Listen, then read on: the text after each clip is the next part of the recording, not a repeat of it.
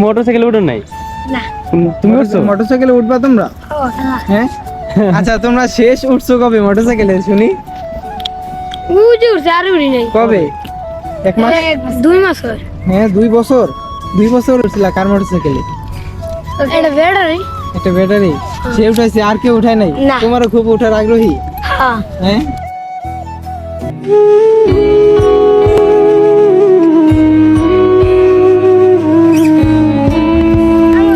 কয়জন উঠতে পারবে? যে কয়জন ইচ্ছা উঠো।